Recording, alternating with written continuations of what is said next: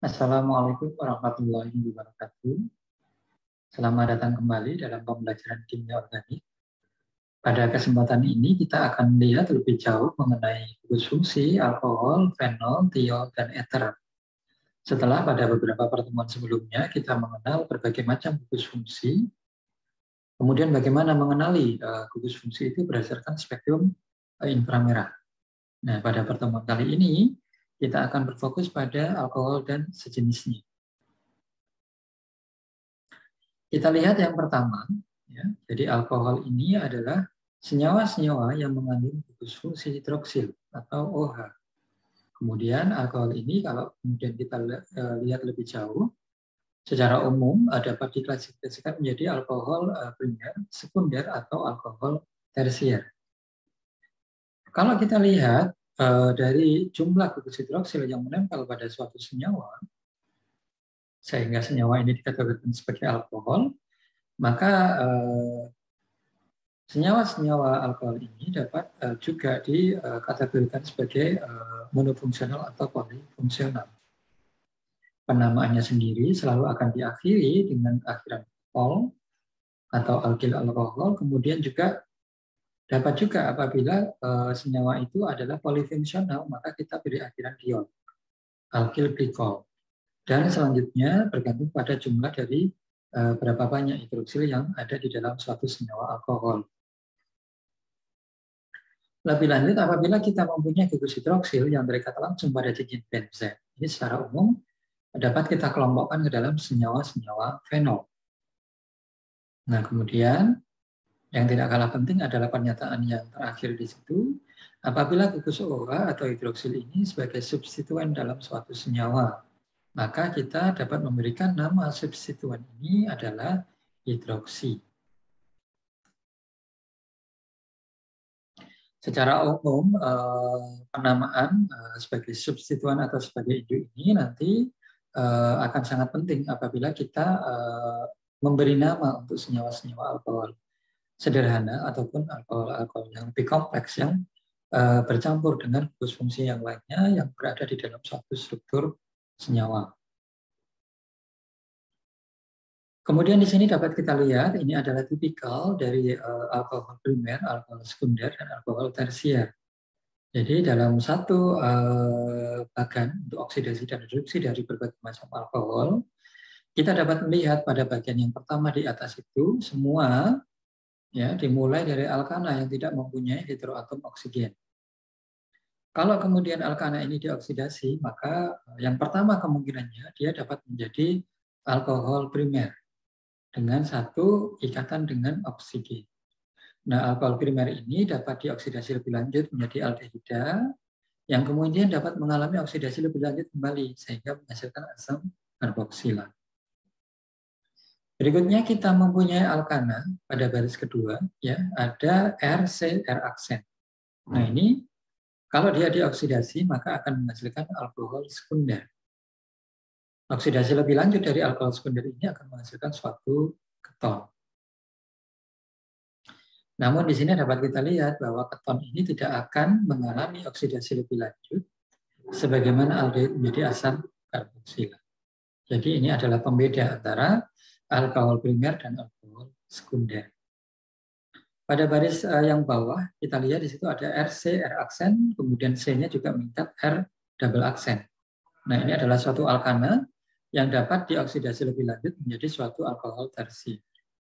Namun hal yang sangat membedakan antara alkohol tersier dengan alkohol primer maupun sekunder, alkohol tersier ini tidak dapat mengalami oksidasi lebih lanjut sebagaimana alkohol primer menjadi aldehid atau alkohol sekunder menjadi suatu keton.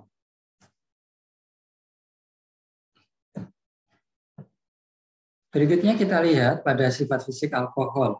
Ya, alkohol dengan berat molekul yang rendah umumnya adalah berupa cairan, tidak berwarna. Kemudian mempunyai bau spesifik yang secara umum dimulai dari jumlah karbon 4. Alkohol juga menunjukkan efek narkotik dan juga efek toksik. Untuk alkohol polifungsional secara umum akan berasa manis. Ya. Ada banyak sekali produk-produk dalam kehidupan sehari-hari yang menggunakan alkohol polifungsional meskipun Ya, seringkali kita sendiri tidak menyadari bahwa kita telah memakan alkohol polifungsional. Misalnya apa? Misalnya adalah sorbitol. Nah, sorbitol ini adalah alkohol polifungsional dengan gugus hidroksil lebih dari 1. Pada poin ketiga kita lihat alkohol yang lebih tinggi. Ya, biasanya dimulai dari jumlah karbon berjumlah 12. Ini adalah senyawa yang berupa padatan.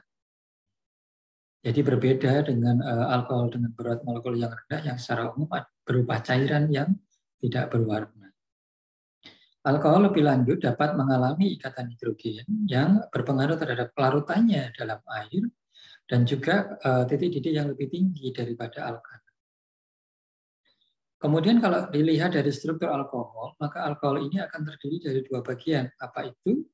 Gugus fungsi polar dari adanya gugus hidroatom oksigen, dan juga ada rantai hidrokarbon yang bersifat non-polar. Nah, kemudian karena adanya rantai hidrokarbon ini dapat menyebabkan sifat hidrofobik dari alkohol. Nah, alkohol ini mempunyai sifat hidrofobik yang meningkat dengan kenaikan berat molekul. Tentu saja ini berhubungan dengan alkohol yang lebih tinggi tadi pada poin ketiga dari jumlah karbon 12. Selanjutnya kita melihat apabila ada gugus hidroksil atau OH yang terikat langsung pada cincin benzen, maka kemudian kita dapat mengelompokkan senyawa-senyawa ini dalam kelompok fenol atau alkohol aromatik. Namun demikian perlu diingat bahwa alkohol aromatik dengan gugus hidroksil yang terikat pada rentas samping itu tidak dapat dikelompokkan menjadi fenol. Jadi dia tidak terikat langsung pada cincin benzen gugus hidroksilnya.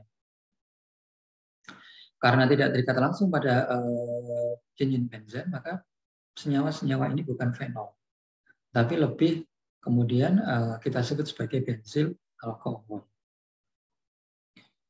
Fenol sendiri adalah asam yang lebih kuat daripada alkohol, tetapi lebih lemah daripada asam-asam organik. Nah, ini kita punya data Ka untuk asam asetat, fenol, dan etanol, yang kemudian dapat dibandingkan satu dengan yang lainnya. Sifat lainnya dari fenol ini yang penting adalah dapat bereaksi dengan logam-logam aktif.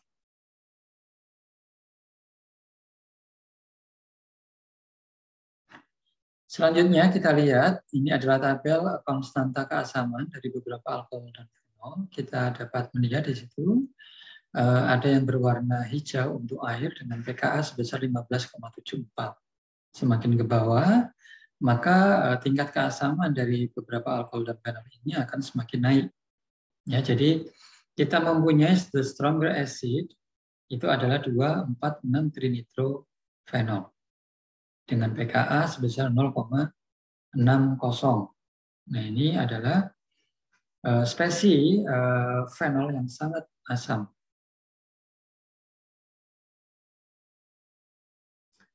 Kemudian beberapa hal terkait dengan fenol atau alkohol aromatik secara umum, fenol ini biasanya digunakan ya dalam kehidupan sehari-hari meskipun dalam kadar yang sangat kecil, karena fenol ini adalah germisida yang efektif.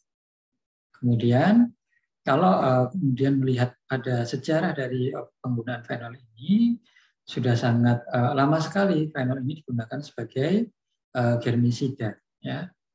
Jadi dulu dikenal sebagai asam karbolat dan telah digunakan oleh Joseph Lister pada 1867 untuk desinfeksi. Nah, ini yang di bawahnya, poin berikutnya, ini yang sering kita jumpai dalam kehidupan sehari-hari, berupa lisol. Ya. Jadi lisol ini adalah campuran orto, meta, dan para kresol.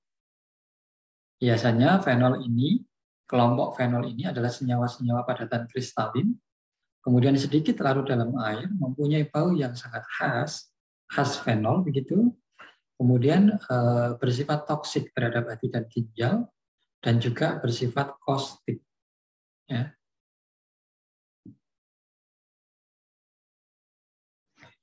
Oke, berikutnya kita lihat pada penamaan alkohol.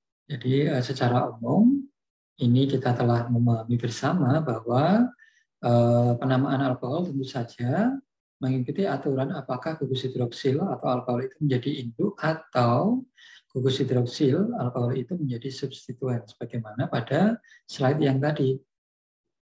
Nah, kita lihat di sini yang pertama pada struktur yang di sebelah kiri. Ini rantai utamanya sepanjang 5 karbon. Nah, ini berupa penta, nomor 2-nya ada metil, nomor 2-nya ada gugus hidroksil.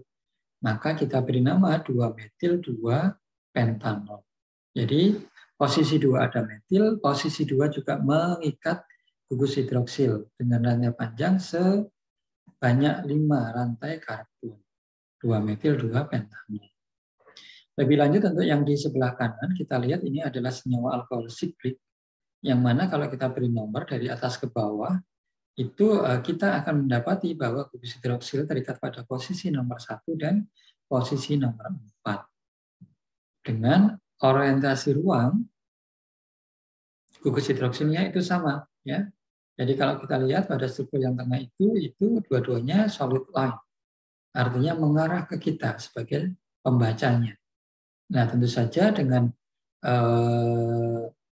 pengetahuan mengenai cis dan trans isomers, itu kita kemudian dapat memberi nama senyawa siklik alkohol ini sebagai cis 1,4 sikloheksanadiol.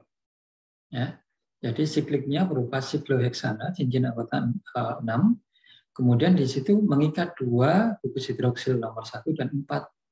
Maka kita beri akhiran diol. Selanjutnya apabila kita melihat pada contoh tatanan alkohol yang di sebelah kanan, struktur yang di sebelah kanan, tentu kita kemudian dapat memahami bahwa gugus hidroksil itu terletak pada karbon nomor 2. Nah, di situ karbon nomor 3-nya mengikat suatu gugus cincin aromatis berupa fenil. Maka kita bisa memberi nama 3-fenil 2-butan. Ya, alkoholnya pada posisi nomor 2, nomor 3 memegang fenil. Sehingga kita beri nama 3-fenil 2-butanol. Berikut adalah beberapa contoh senyawa dalam golongan alkohol. Ini dapat digunakan sebagai latihan untuk penamaannya. Ada senyawa nomor 1, nomor 2, nomor 3, dan 4 dengan struktur masing-masing. Kemudian dapat diproposkan apa nama dari masing-masing senyawa ini. Kemudian poin kelima, 6, dan 7 kita diberi nama senyawanya. Nah, ini struktur senyawa-senyawa ini seperti apa. Nah, ini dapat digunakan sebagai latihan untuk memberi nama dalam senyawa-senyawa yang mengandung gugus fungsi alkohol. Saya pikir cukup untuk pertemuan kali ini. Kita akan mendiskusikan hasil dari penamaan alkohol pada slide ini. Sampai jumpa pada pertemuan berikutnya. Saya akhiri. Wassalamualaikum warahmatullahi wabarakatuh.